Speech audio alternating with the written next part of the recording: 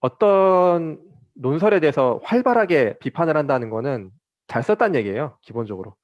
어, 왜냐면 패널들이 다 거기에 대해서 이해를 하고 있던 뜻이기 때문에 이해할 수 있게 쓴 글이 제일 잘 쓴 글이잖아요. 그래서 뭐 그렇게 좋게 빨리 마무리해야 되지 않을까요?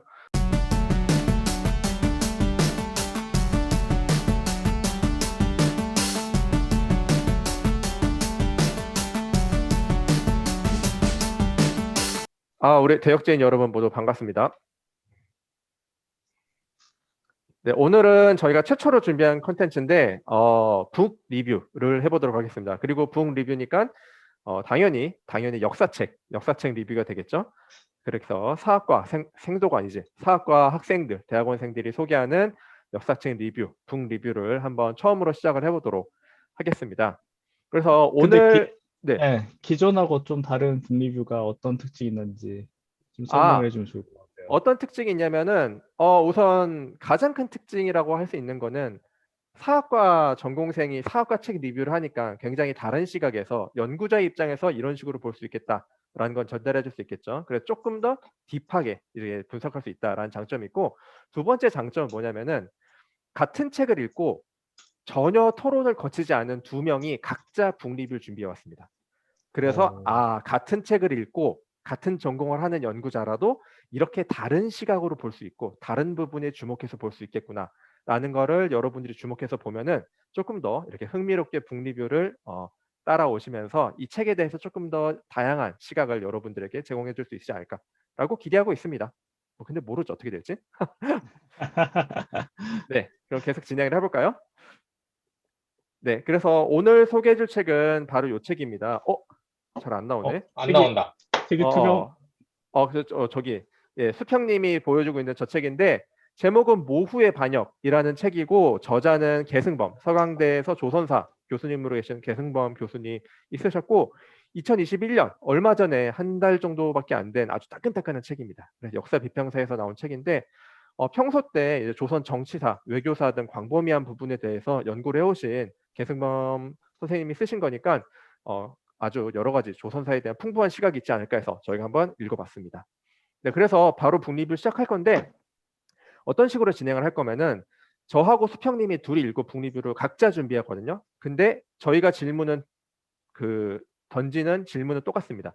첫 번째는 이 책 전체에 대한 소개예요.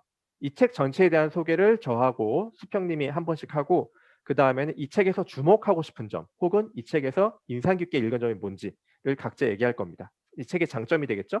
그리고 마지막으로 이 책에 대해서 이런 점은 좀 아쉬웠다. 이 책에 대해서 이런 점은 조금 비판하고 싶다라는 점을 또 각자 하나씩 얘기하도록 하겠습니다. 그런 다음에 마지막으로 이렇게 패널들 다 같이 토론하는 시간을 가져보도록 하겠습니다.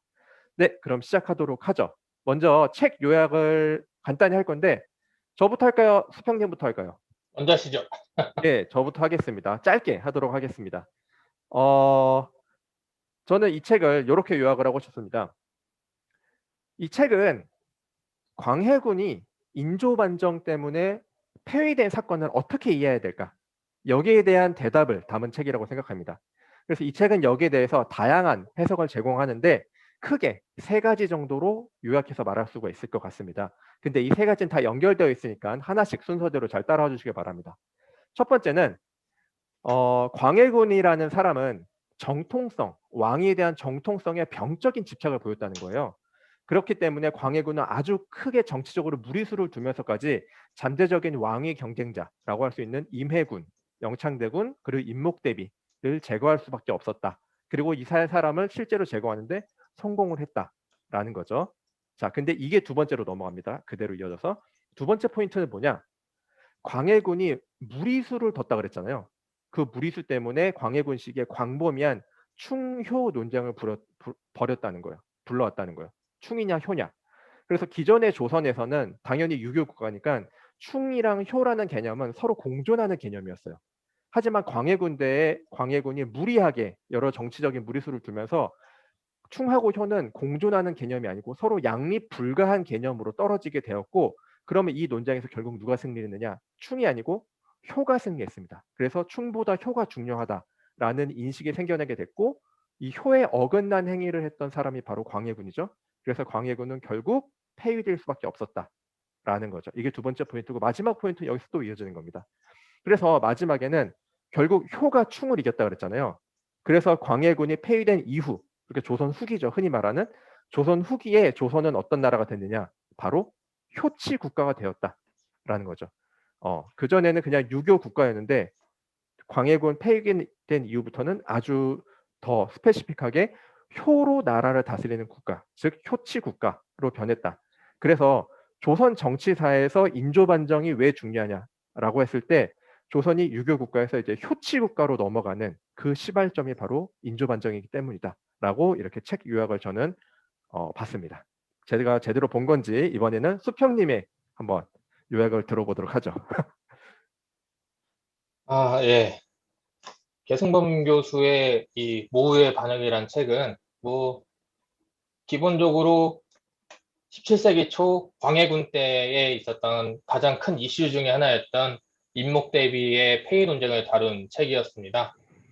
기본적으로 저자가 가지고 있었던 생각은 이 광해군 때의 폐위 논쟁이 그 광해군 즉위 후에 갑자기 나타났던 돌발적인 현상이 아니라 광해군이 세자 시절부터 느꼈었던 뭐 이제 정신적인 트라우마를 일종의 이제 극복하는 과정에서부터 이제 출발하는 것으로 저는 보았습니다. 그래서 세자 시절 세자 광해군이 느꼈을 불안감, 그리고 내가 왕이 되면 어떻게 나라를 다스리고 나의 불안감을 어떻게 극복해야 되겠다라는 점을 이 책의 서두 부분에서 좀 강력하게 드러냈고요.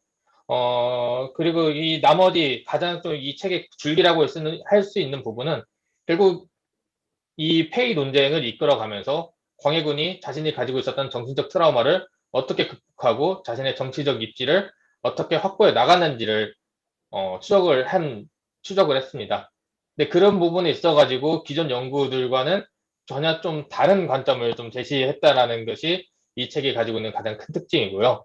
결국 근데 결론적으로 봤을 때 광해군은 폐위 당함으로써 그가 어떻게 보면 제2 기간 내내 자기가 이제 열심히 공을 들였던 자신의 정신적 트라우마 극복이 이제 조선이 멸망하기 전까지 그 자신을 이제 비판하는, 그러니까 광해군이 사람들에게 비판을 받을 수 있는 화살로 돌아올 수 있는 과정이 되었고, 이 과정에서 광해군이 그 비판의 화살을 오롯이 맞게 된 데에는 인조 반정이라는 뭐 이런 그 국내의 정치적 사건도 있었지만 병자호란을 겪고 나서 조선이 가지고 있었던 정신적 트라우마를 극복하는 과정에서 비판점으로, 그러니까 조선의 지배층들이 그 비판의 대상으로 광해군을 지목을 함으로써 우리가 알고 있던 광해군의 패륜적인 모습들이 드러났고, 그러므로 인해 가지고 조선이 이제 효를 조금 더 강조하는 효치 국가로 나아가게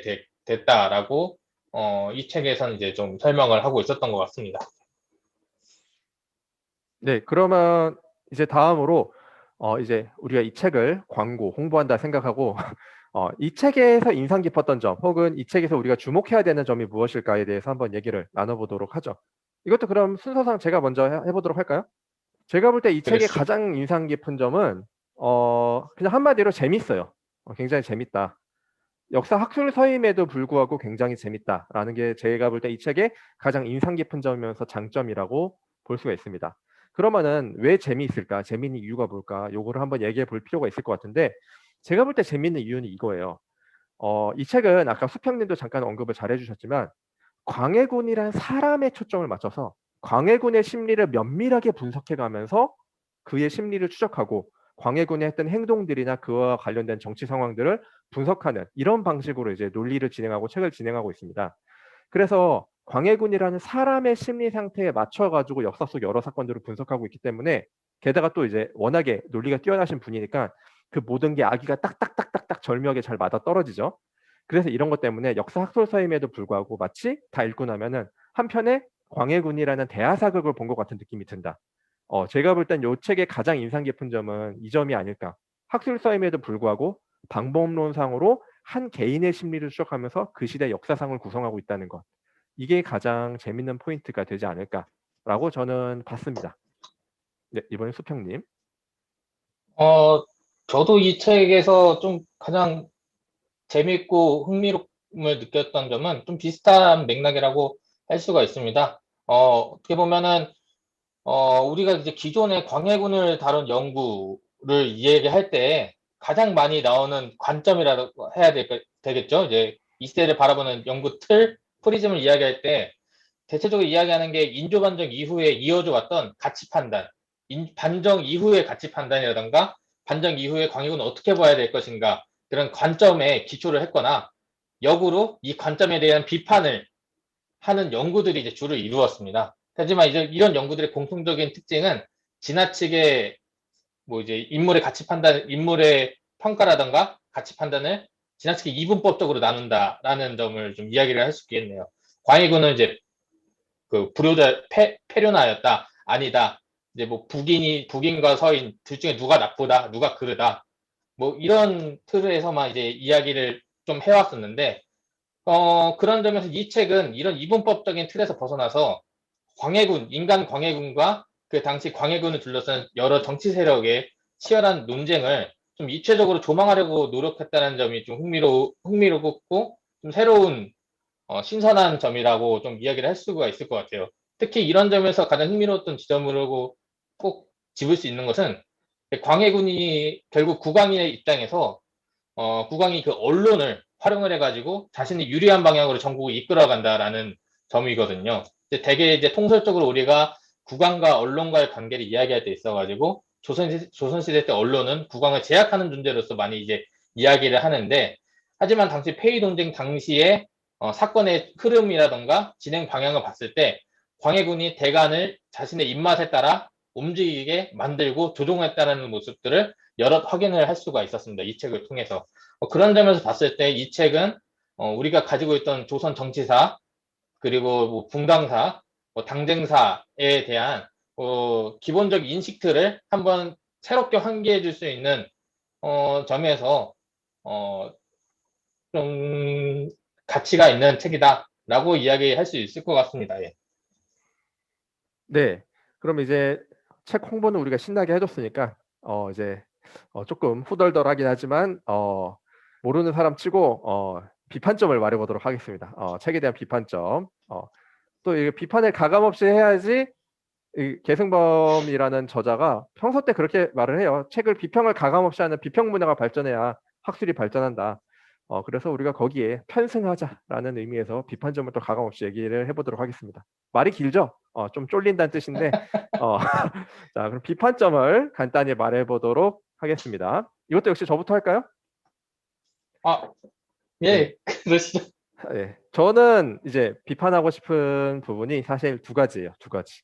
첫 번째는 이제 저하고 수평님이 계속 지적을 했고 책에서도 나오지만 결론은 이거예요. 인조반정 이후에 조선 효치국가가 됐다. 이제 요거의 핵심이거든요. 근데 제가 이제 지적하고 싶은 점은 그 효치국가가 뭐냐는 거죠, 도대체. 인조반정 이후에 효치국가가 됐고 효가 되게 중요한 개념으로 작용을 했다. 근데 so what is 효치국가라고 했을 때 이 효치국가가 뭔지에 대해서 정확히 말을 안 한다는 거죠. 다만 그 당시 지식인들이 효를 중시하는 태도로 보이기 시작했다는 말을 하는데 효를 중시하는 태도랑 효치국가는 제가 볼 땐 다른 개념이거든요. 그래서 효치국가 계속 얘기 많이 했는데 도대체 그 효치국가가 뭐고 그게 어떤 식으로 현실에서 작동했냐라고 했을 때 여기에 대해서 뭔가 구체적인 어떤 모습을 제시하지는 않았다라는 점. 그래서 결론에서 말하고 있는 효치국가인데 효치국가를 얘기하지 않았기 때문에 결론 부분이 된 게 좀 공허하게 들리는 부분이 있다라는 점이 조금 이렇게 지적하고 싶은 이제 지점입니다. 그리고 이제 또 중요한 지점은 그거죠. 조선의 가치가 충하고 효밖에 없는 건 아닌데 마치 충하고 효의 논쟁에서 충이 졌기 때문에 조선이 효치국가가 됐다. 이런 식으로 설명하고 있거든요. 근데 그렇게만 설명하기에는 조선의 중요한 가치 충하고 효만 있지는 않았다는 거죠. 그래가지고 이런 문제에 대해서 조금 더 문제 제기를 해보고 싶다라는 게 있었고 다른 하나는 방법론이에요. 아까 제가 말했던 이 책의 가장 큰 장점은 광해군이라는 사람의 심리를 추적해 가면서 그 사람의 심리를 바탕으로 그 당시 전국을 이렇게 다시 구성하고 묘사해 놓은 점, 이 점이 가장 뛰어난 부분이고 이 점이 가장 재미있는 부분이다라고 했는데 이 점은 완전히 인정을 해요. 완전히 인정하는데 한 발 떨어져서 생각을 해볼 때 한 사람의 심리를 분석하면서 그 당시 역사상을 구성해 나가는 게 역사학적으로 볼 때 옳은 방법론일까? 라는 거에 대해서는 큰 의문이 있습니다. 물론 이제 모든 역사는 다 아시겠지만 역사하셔서 인지상정에 기반을 해서 그로부터 상상력을 발휘해 가지고 여러 가지 추론을 하고 이러면서 나가는 게 당연하잖아요. 근데 또 반대로 인지상정만 가지고 그거를 모든 거에 근거로 삼을 수는 없잖아요. 아마 이랬을 것이다. 어. 아마 이 당시에 그리고 광해군에 대해서 얘기하는 게 가장 대표적인 게 아까 수평님도 얘기해 줬지만 굉장히 많은 부분을 할애해서 세자 광해군 시절을 조망하고 있어요. 근데 그거 한 줄로 요약하면은 아버지에 대한 트라우마가 있었다 이거거든요. 근데 뭐 들어보면 맞는 얘기예요, 책을 보면은. 근데 아버지에 대한 트라우마가 광해군의 모든 행동을 설명할 수 있는 가장 중요한 변수로 얘기할 수 있는가라고 했을 때 이 책을 보면은 맞는 것 같아요. 근데 다른 부분도 같이 보면은 그것만이 정답이 될 수는 없다라는 거죠. 그래서 인간이란 건 모두 보편성이랑 투수성을 고루 갖추고 있어서 그 사람이 가지고 있는 보편적인 모습이랑 그 사람이 갖고 있는 특수한 부분이랑을 구분해서 봐야 되는데 마치 이거를 계승범이라는 저자는 자기가 광해군이 된 것처럼 설명을 하고 있기 때문에 근데 이제 또 이게 절묘하게 아기가 딱딱딱 떨어져서 아차하면 그냥 거기에 말려들기 쉬운 것 같거든요. 근데 궁극적으로 봤을 때 이런 식의 접근론, 이런 식의 방법론이 역사적으로 볼 때 과연 타당한 것인가에 대해서 조금 의문을 제기하고 싶었고 그러면서 저 스스로도 혹시 그런 식으로 나도 역사 공부를 하고 있지는 않은가라고 좀 성찰해 보는 계기가 되었습니다. 네, 전 끝났습니다. 이제 수평님. 다행이다. 이제 수평님 빨리요. 아, 저는 뭐 이렇게 큰 얘기들을 좀 많이 해주셔가지고, 제가 좀 이 책을 읽으면서 느꼈던, 뭐, 꼭, 원래, 워낙 이제 저자분께서 이제 글을 평가할 때 있어가지고 좀 사소한 부분도 좀 집요하게 이제 문제를 삼으시는 분이라서, 저도 한번 좀 사소하게 좀 읽다가 좀 의아했던 부분을 좀 이야기를 해볼까 싶었어요. 그래서 이 책의 좀 가장 큰 특징이자 좀 의미라고 할 때, 이야기할 때 아까도 말씀드렸다시피 뭐 기존의 관점에 대해서 좀 새로운 해석을 하려고 시도했다라는 점이 이 책의 가장 큰 의의였는데, 그 점을 저자가 좀 너무 지나치게 나는 좀 새로운 이야기를 하고 싶어를 너무 강조를 하지 않았나라는 생각이 들었습니다. 뭐 대표적인 부분이 이제 광해군이 세자 광해군의 지위가 불안하다라고 했을 때 우리가 흔히 통설적으로 이야기하는 게 광해군이 종법상으로 불리했다라는 점을 뭐 많이 언급을 하죠. 왜냐면 이제 적자인 영창대군 태어나서 광해군의 지위가 불안해져가지고 선조가 광해군을 이제 지위를 흔들었다라는 점을 이제 이 저자는 비판을 했습니다. 그래서 일견 타당한 비판이기도 합니다. 그래서 이미 세자라는 지위가 세워져 있고 뒤에 태어난 영창대군은 이미 이제 세자의 신하의 입장에 있기 때문에 이 종법이 쉽게 바뀌지는 못할 것이다 라는 것을 이제 저자는 이야기했는데 그러다 보니까 이 점을 너무 강조하고 싶은 나머지 한 75페이지쯤 가면은 이 책 75페이지쯤 가면은 이런 얘기를 해요. 저자는 선조가 광해군에게 이미 부여한 장자권을 취소하고 영창대군에게 장자권을 주게 해달라고 소송을 제기할 수는 있겠지만 당시의 판례로 볼 때 선조가 이길 가능성은 거의 없었다. 뭐 이미 그런 사례들이 있었으니까 이런 얘기는 할 수 있다라고 생각하는데 제가 알고 있고 뭐 사례들을 살폈을 때 이 판례들을 결국 판단해가지고 최종 결정할 수 있는 사람은 결국 국왕이라는 존재가 있는데 그 국왕이 소송을 걸었는데 이미 판례가 이렇게 있으니까 국왕이 이 판례 때문에 내가 이제 소송을 못 걸겠네. 그래서 광해군의 세자진의 지위는 종법상 안정적이다. 이렇게 이야기할 수 있을까라는 생각이 들었어요. 판례는 중요합니다. 판례는 이제 중요하고 전례가 있는데 결국엔 그 판례를 변칙적으로 허가해주는 사람은 결국 최종 결정권자인 국왕이었고 나중에 이 사례는 이제 인조가 그 소현세자 죽고 나서 효종을 세자로 앉힐 때에도 똑같이 적용이 됐습니다. 종법이라던가 판례를 봤을 때 인조에게 불리하지만 결국 인조가 누구를 후사로 세울지는 결국 아버지인 집안일이다 보니까 아버지 인조의 그 의사가 결정적으로 중요했고 더군다나 국본을 세우는 일이니까 국왕의 의지가 중요하다. 그래서 이제 저자가 좀 뭐 현대의 소송 개념까지 들고 와가 적용을 하면서 이제 종법상 광해군의 지위가 튼튼했다라고 이야기를 하고 싶어 했던 것 같은데 충분히 유의미한 반증 사례는 많이 이제 있었다라고 이야기를 할 수 있을 것 같습니다. 예. 이제 패널들 얘기도 한번 들어보도록 하겠습니다. 이 책에 대해서 궁금하신 점이라든가 읽으신 분도 있는 걸로 알고 있거든요. 혹시 뭐 같이 얘기 나누고 싶은 거 있으면 얘기를 나눠봅시다. 저도 전공 공부하다가 어, 심심해서 읽어봤는데 재밌어요.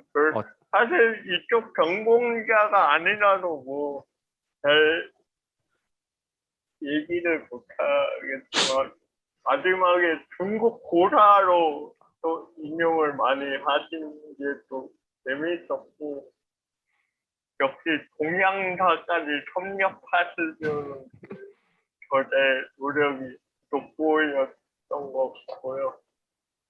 다만 좀 재밌었는데 읽으면서 좀 민감인가 했던 것이 아까 수평님이나 판단님께서 또 얘기해 주셨던 것처럼 광해군의 심리적인 그런 상태를 분석을 하셨다고 했잖아요.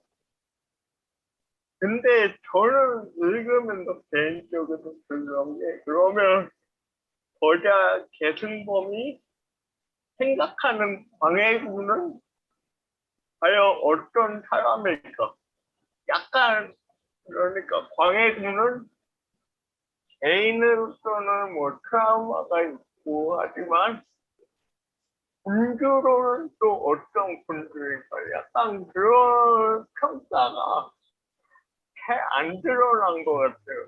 실제로 기존 연구에서는 뭐 독립외교를 추구하는 뭐 군주 아니면 뭐 폭군 그것이 이분법적인 구도라고는 하지만 그래도 좀 명확하잖아요 이게 평가가. 근데 이것도 학술적인 책이니까 좀 그런 기존 학설들을 바탕으로 좀 더 새로운 평가를 내렸으면 좋았을 텐데 정작 광해군에 대한 그런 평가가 별로 없었던 것 같아요. 그리고 또 질문이 들었던 거는 여기서 보면 뭐 광해군이 자기 의도대로 조정을 하고 뭐 자기 의도 마치 왕권을 제대로 휘두른 왕처럼 등장을 하잖아요. 근데 결과는 뭘까요? 결과는 패이잖아요.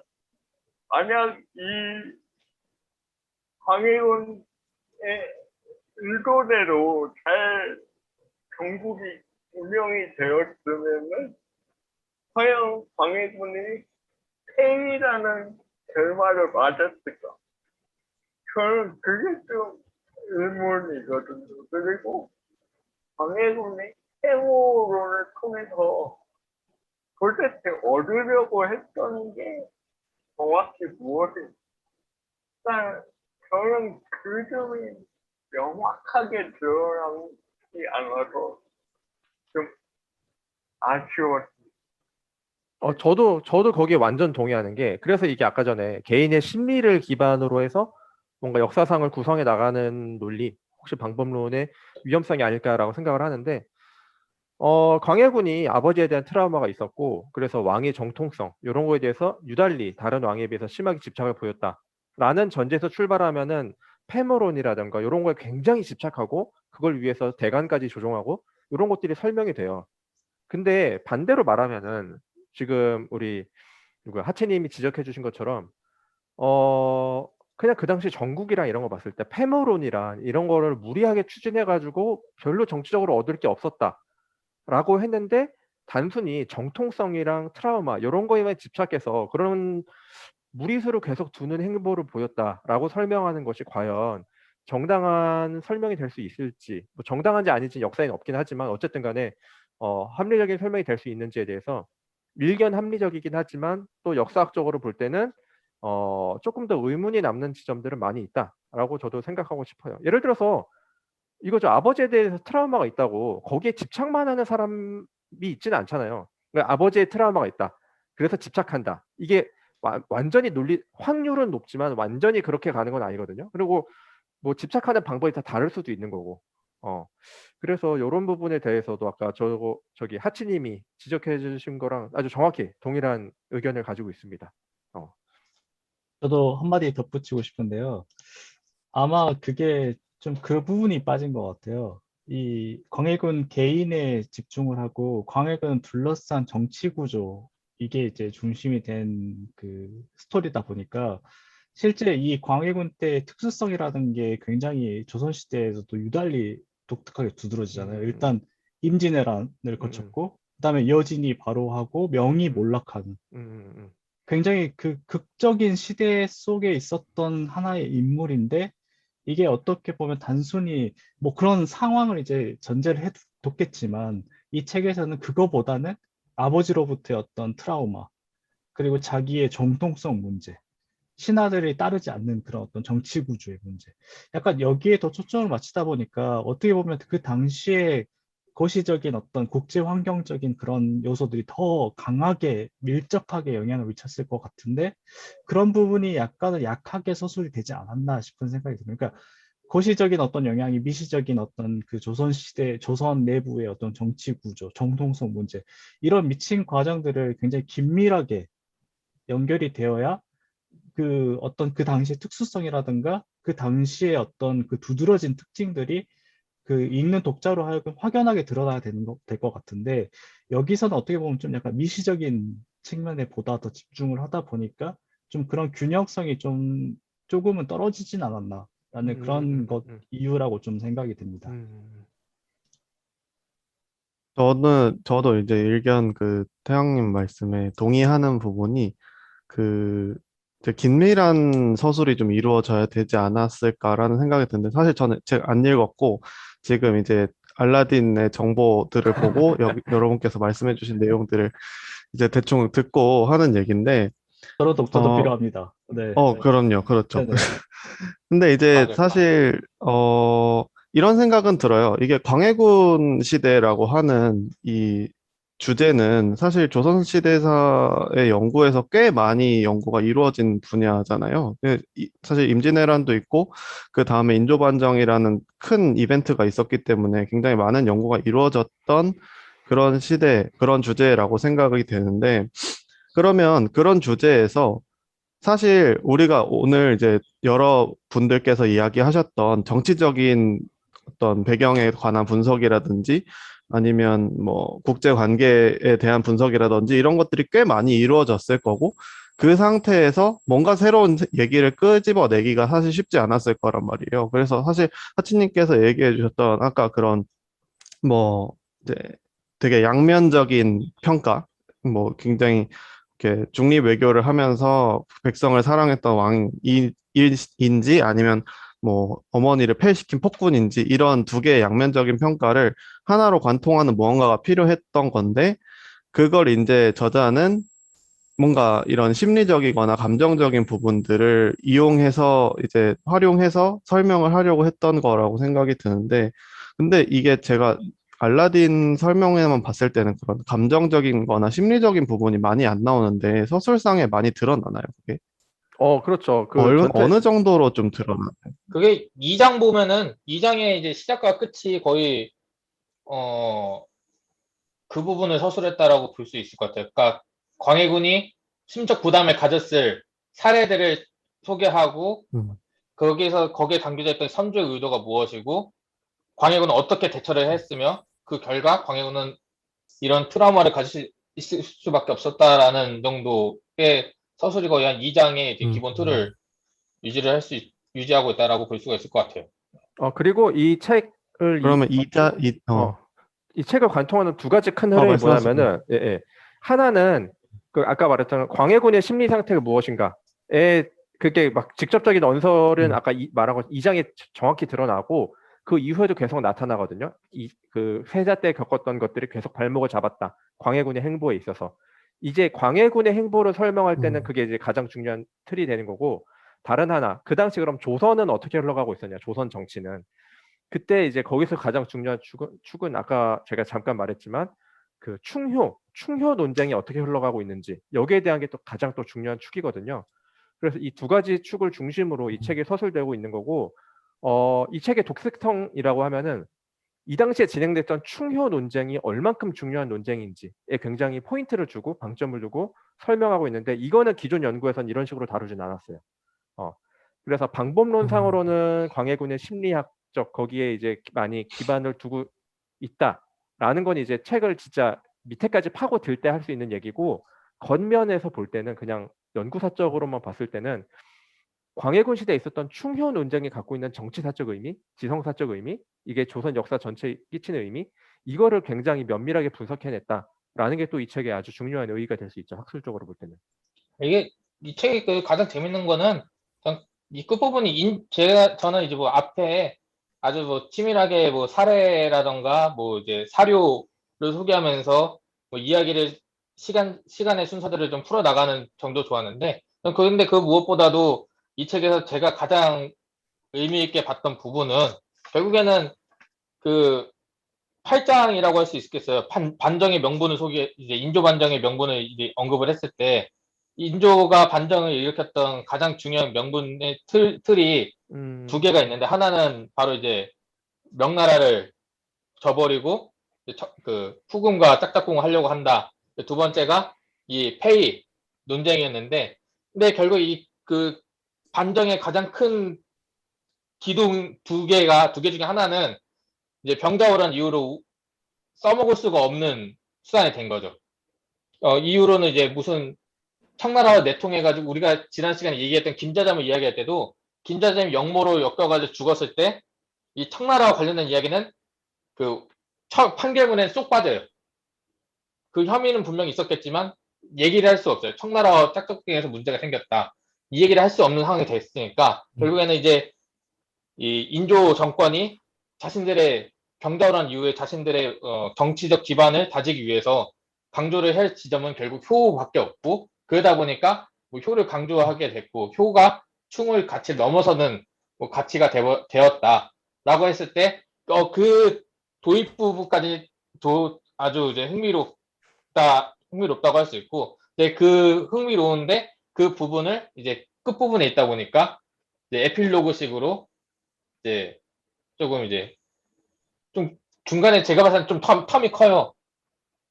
이 효치국가가 지금도 있다라고 했을 때 김씨 세습왕조를 이제 저자는 이야기를 하고 있더라고요. 그래서 뭐 그런 점에서 아쉬움이 있다는 거지. 그리고 제가 그 광해군 이야기를 할 때 있어가지고 뭐 저자가 뭐 직접적으로 이야기는 하지 않은 것 같은데 제가 봤을 때 이 책에서 저자가 하고 싶었던 이야기하고 싶어하는 광해군의 모습은 딱 이건 것 같아요. 정말 유능한 군주긴 하다. 그 말빨 좋고 배운 거 많은 사람들 상대로 해가지고 자신의 의도대로 전국을 이끌어 나가려고 했다라는 점에서는 유능한 왕인데 과연 그 가치가 그 시대적 정신에 시대적 요구에 맞느냐라고 했을 때 그 점에 대해서는 약간 비판적인 지점이 있었던 것 같아요. 보면은 어떻게 보면 국가 재건의 시기였는데 국가 재건의 시기에 결국 본인의 개인적인 트라우마에 좀 너무 집중하지 않았나라는 점을 저자가 이야기를 하고 싶어 했던 것 같은데 그 부분은 조금 어쨌든 좀 부차적인 이야기인 것 같기도 해가지고 그래서 그 부분 좀 잘 안 드러난 것 같기도 합니다. 예, 봤을 때는. 아까 북한사님이 지적을 하셨던 게 이제 토치 국가라는 게 뭐냐 뭐 지적을 하셨잖아요. 근데 그걸 얘기하기 전에 이 책에서 분명하게 드러나지 않은 게 조선시대 효도의 개념은 뭐냐, 후의 개념은 뭐냐. 전 정확히 안 드러난 거. 그러니까 조선시대 4대 부들이 생각한 후의 개념. 왜냐하면 어떻게 보면 이 책에서도 광해군에도 좀 정통성을 높이기 위해서 한 작업들을 생모의 공백 증기에 대한 수송 작업이잖아요. 근데 어떻게 보면 호도거든요. 그것도 생모에 대한 자식의 효도잖아. 근데 이것 때문에 결국은 폐위가 되는 또 빌미가 주어진 거잖아요. 그런 점에서 볼 때 과연 조선 사대부들이 생각하는 효도, 생모에 대한 효도가 우선인가? 아니면 법적인 어머니에 대한 효도가 우선인가? 이거에 대한 개념도 불분명하고요. 이거 그 효티국가 개념 생각하면서 또 생각났던 게 영조 있잖아요. 영조도 자기 어머니 속빈 채씨를 엄청 추송하려고 노력을 하잖아요. 그때마다 신하들이 계속 반대를 하고, 그러면 그런 모습을 볼 때 과연 조선을 수치 국가라고 볼 수 있느냐, 좀 의문이 들어요. 그런 점에서 좀 효라는 개념이 잘 안 드러났다는 좀 아쉬워요. 아, 저도 동의합니다. 이거는 나중에 만날 일 있으면 한번 여쭤봐야겠네요. 이거 관련해서 제가 지적하고 싶은 게, 이 책의 이제 에필로그에 보면 이 효치 국가가 조선 후기에 미친 영향, 그다음에 그 이전과 다른 효치 국가가 뭔지가 언급이 돼 있어요. 근데 이제 거기서 지적하면서 이제 제가 좀 읽으면서 이제 좀 이렇게 걸렸던 부분이 뭐냐면, 이 효라는 개념은 이미 그 중국의 선진 시대부터 있었던 거고, 그 한반도에서도 신라, 고려를 거쳐서 조선 시대도 있었다. 그렇지만 그렇게 생각하는 효와 충이 같이 이렇게 중시되는 개념과 이 광해군 때 이후에 효가 우위가 되는 사회는 정말 전혀 다른 어떤 그 세계로 이제 변화하는 어떤 그 변곡점에 해당된다라는 식으로 이렇게 저자가 설명을 하고 있습니다. 근데 그걸 읽으면서 설명이 자세히 하지 않았던 그런 이유도 있겠지만, 신라하고 고려의 그 효를 뭉뚱그려서 그 효치 국가와는 다른 개념으로 이렇게 보는 것부터가 일단 저는 좀 걸린다는 생각이 들거든요. 일단 신라 하대 때 이제 효경이 한국에 유래가 됐고, 효라는 개념이 이제 보급되기 시작했는데, 그때 그 사회에서 보편적으로 받아들이는 효와 고려 시대 때 효 개념이 완전히 달라요. 특히 이제 그 효치 국가라는 개념 자체가 그 이 광해군 때 이후에만 있었던 개념은 아니거든요. 사실 효치 국가라는 그런 그 용어 자체는 고려 시대도 이미 써 있고 기록에도 남아 있어요.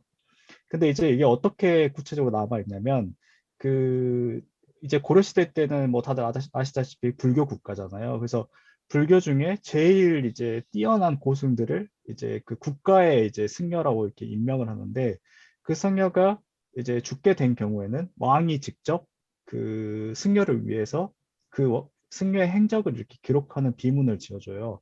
근데 그 비문에서 이제 중심 맥락이 뭐냐면, 이 승려가 굉장히 뛰어나고 나는 그 승려를 굉장히 잘 스승으로 떠받았다 라는 그게 이제 핵심적인 내용인데, 재밌는 경우 뭐냐면, 그 개념 중에 하나는 내가 왜 이 승려를 떠받아야 되냐면, 우리 아버지, 그 다음에 우리 조상이 그렇게 했기 때문에 나는 그 효를 실천하기 위해서 이 승려를 떠받든다. 그러니까 어떻게 말하면 그 효라는 개념 자체가 이 국가의 그 이념을 유지하면서 동시에 사회에서 가장 중요한 가치 중 하나라고 비문에서 지속적으로 태조 때 이후부터 고려 후기까지 계속 효.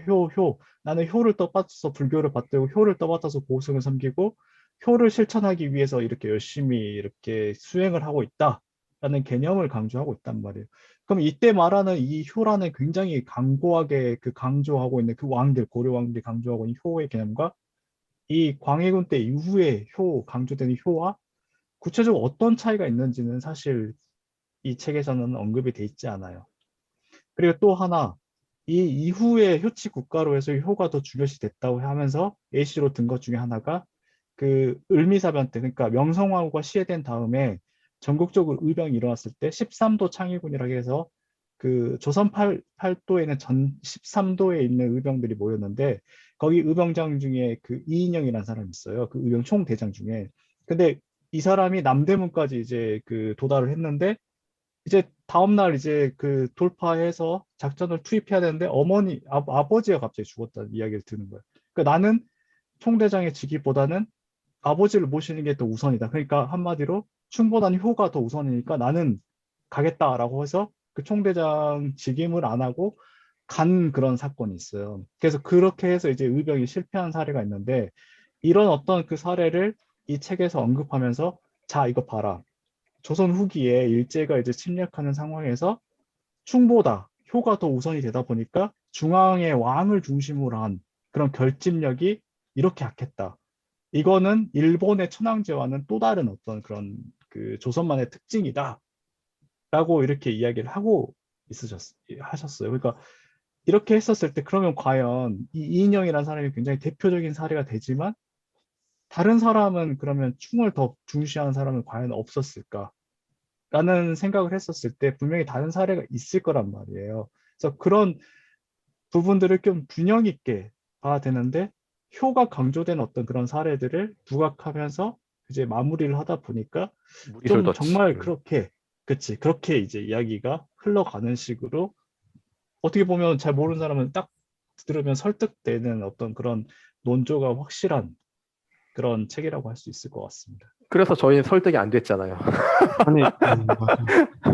어, 어. 그러니까 이게 아까 사실 궤도님 저자의 뭐 얘기하려고 그런 그러지 않았어요? 아, 네네네. 네.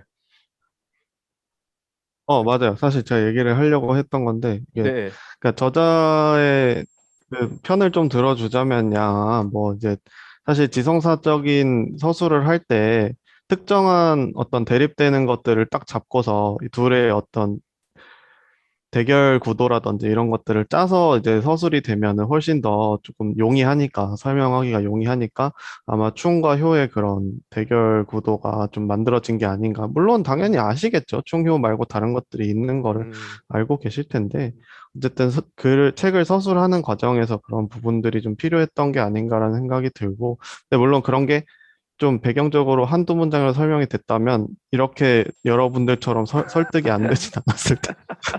그 부분도 있고 또 한 가지는 이제 사실 뭐 조금 많이 다르지만 최근에 한 십몇 년까지는 아닌가 한 10년 이내에 좀 전 세계 역사계에서 이 감정이라는 것들을 어떻게 역사 서술에서 음. 활용할 것인가라는 부분들이 굉장히 좀 주목을 받고 있다고 하더라고요. 근데 이제 이 감정이라는 것들을 통해서 제가 아까 처음에 얘기했던 부분들처럼 어떤 정치적인 내용들이나 아니면 이 역사적인 피규어들이 다 이성적으로만 행동을 하고 우리가 이제 그러니까 설명할 수 있는 형태로만 움직인다라는 것들을 좀 넘어서서 감정적으로 구성되는 형상들에 대해서 조금 더 주목을 해볼 필요가 있지 않느냐라는 이런 논의들이 많이 나타나고 있고 이제 저자가 그런 부분들을 충분히 의식을 하고 이 글을 쓰신 건지는 사실 잘 모르겠어요. 레퍼런스가 있는지 없는지도 제가 책을 보지 않아서 잘 모르겠고,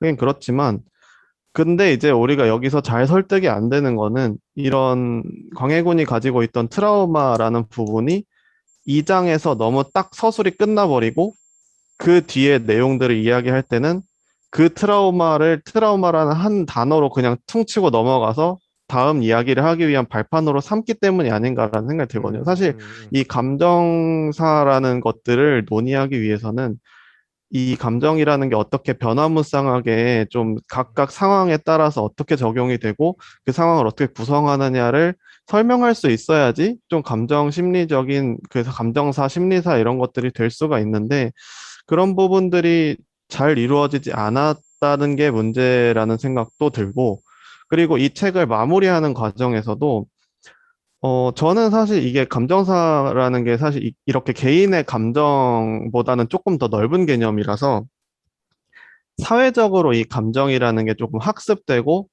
이어지고 이런 내용들이 좀 있거든요. 그러니까 인류학적인 분석들이 들어가는 거라서 과거의 왕들이 느꼈을 감정들이 광해군에게까지 이어졌고 그런 감정들이 영조도 넘어가고 이렇게 왕실 안에서의 어떤 감정의 흐름이랄지 아니면 이런 연속성이랄지 이런 것들에 대한 내용을 조금 더 부각을 시켜줬더라면 좋지 않았을까. 사실 이인영 저 사례는 너무 좀 평이하잖아요. 평이하고 누구나 다 아는 얘기고 사실 좀 어거지로 끌어다 썼다라는 느낌이 드는데 그런 얘기보다는 조금 더 저는 사실 이 감정이나 심리적인 부분들을 조금 더 정치하게 써주셨더라면 이 내용이 훨씬 더 재밌게 돌아가고 잘 마무리될 수가 있지 않았을까 그런 생각이 좀 드네요. 책을 읽지 않았지만 그런 생각이 드네요. 아까도 말했지만 이 책에서 가장 중요한 축은 광해군이라는 사람의 심리하고 조선에서 그 당시 이루어지고 있던 충효 논쟁에 대한 거거든요. 그래서 제목이 모후의 반역인 것도 모후의 반역이 광해군이라는 사람한테 어떻게 다가왔는지라는 것도 내포하고 있고 모후의 반역은 충으로 봐야 되냐 효로 봐야 되냐 이 논쟁이 치열했다라는 것도 암시하고 있는 거거든요. 그래서 아마 제목이 모후의 반역이 되지 않았을까라고 하는데 그래서 이제 그런 아까 지금 궤도님이 정확히 지적해 주신 것처럼 감정이라는 부분을 다루기가 아주 강력한 무기이면서도 조심스럽게 다뤄야 되는 무기가 될 수 있는 거죠. 방법론적으로 볼 때. 그래서 그런 부분에 대해서 조금 더 매끄럽거나 일관성 있거나 약간 요런 것들이 있었으면 좋지 않았을까라는 생각을 저도 합니다. 네. 근데 어쨌든 그래도 지금 계속 우리가 비판만 해서 그런데 장점을 말하자면은 충효 논쟁이 얼만큼 치열하고 중요했는지에 대해서는 어쨌든 확실한 거는 아주 획기적인 발견이라고 볼 수 있는 것 같아요. 충효 네, 논쟁이 맞아요. 너무 이렇게 심 재밌고 일단은 우리나라에서 거시적 담론으로 얘기한 책들이 많지 않잖아요. 맞아 그러니까 거시적인 그거를 게 시도한다는 게 진짜 맞아 좋은 것 같아요. 맞아 네. 그리고 일단 제가 볼 때는 제 나름 개똥 철학인데 어떤 논설에 대해서 활발하게 비판을 한다는 거는 잘 썼다는 얘기예요, 기본적으로. 왜냐면 패널들이 다 거기에 대해서 이해를 하고 있던 뜻이기 때문에 이해할 수 있게 쓴 글이 제일 잘 쓴 글이잖아요. 그래서 뭐 그렇게 좋게 빨리 마무리해야 되지 않을까요? 네, 그럼 우리 근데 이거 얘기를 계속 하면서 드는 생각은 두 권으로 나눠내도 되지 않았을까라는 생각도 좀 근데 드는데. 목차만 보면 두 권으로 나누기 애매한 것 같긴 해요. 그러니까 이게 같은 내용인데 같은 내용을 이제 충효 논쟁에 관련된 내용하고 광해군의 감정적인 내용 이렇게 조금 분리를 해볼 수도 있었던 게 아닐까.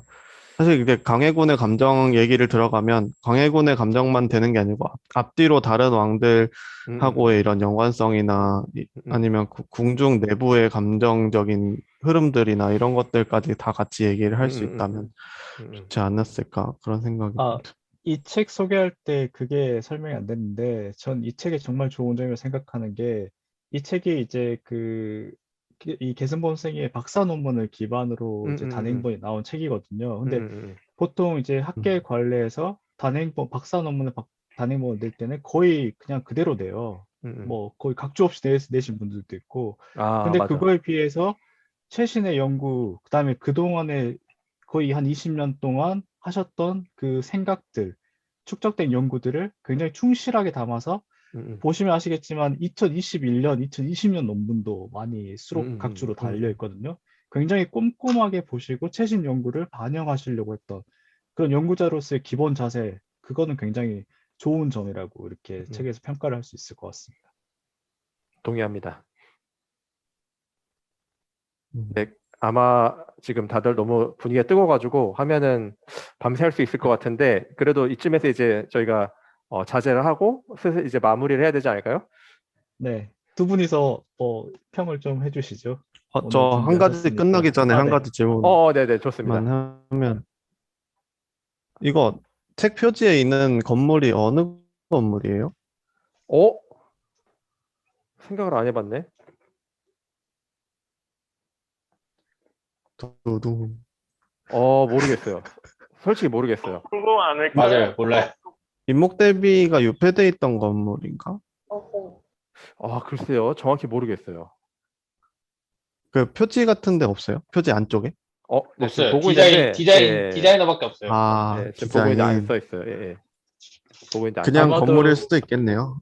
그 인목 대비가 유폐된 게 덕수궁, 지금 덕수궁에 있는 서거당이거든요. 거기서 2층 건물, 2층 건물인가요? 그 표지에 보면? 아니에요. 1층 건물이에요. 아니에요? 2층 건물은 아니에요. 네, 예. 네, 2층 건물에 그게 유폐돼 있어가지고 그걸 모사한 게 아닌가 싶기도 하긴 한데. 정확하진 않지만 어쨌든 그런 의미를 좀 담고 싶었던 건 아닐까 그런 생각이 드네요. 그러게 생각을 못 해봤네요. 그거는. 모르겠습니다. 맞힐까요? 예, 그럼 이제 맞춰야 되는데 여기에 계속 나오는 전례가 중요하다고 그랬잖아요. 조선에서 전례에 의거해서 한 줄 평 딱 하고 끝낼까요, 이제? 네, 두 분이서 한 줄 평 해주시면 네. 좋을 것 같습니다. 전 준비됐습니다. 먼저 하시죠. 광해군이란 이름의 한 편의 대하사극. 음, 음. 수평님 하고 끝내시죠, 이제. 근래 이렇게 재밌게 전공서를 읽은 적이 있었나 싶을 정도의 책이었다. 라고 할 수 있겠네요. 마지막은 아부라면서 끝나겠다. 아주 좋은 의도였던 것 같습니다. 네.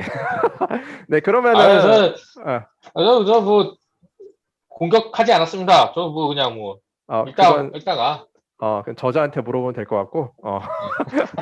네. 그러면은 오늘 우리 대역주인 최초로 이제 모후의 반역이라는 책을 가지고 북 리뷰를 해봤는데, 사실 북 리뷰가 책을 읽고 해야 되는 거기 때문에 좀 부담이 돼서 저희가 컨텐츠를 쉽게 시작을 못 해봤는데, 이걸 계기로 해가지고 앞으로 혹시 뭐 재밌는 책이나 이런 거 읽은 거 있으면은 이런 방식으로 좀 다 같이 소개를 하고 이런 식으로 많이 하면 좋을 것 같아요.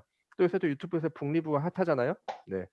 그래서 우리도 그런 식으로 북 리뷰를 하는 시간을 자주 가지면 좋을 것 같네요. 그러면 오늘은 여기까지 하도록 할까요? 네, 모두 수고하셨습니다. 감사합니다. 감사합니다.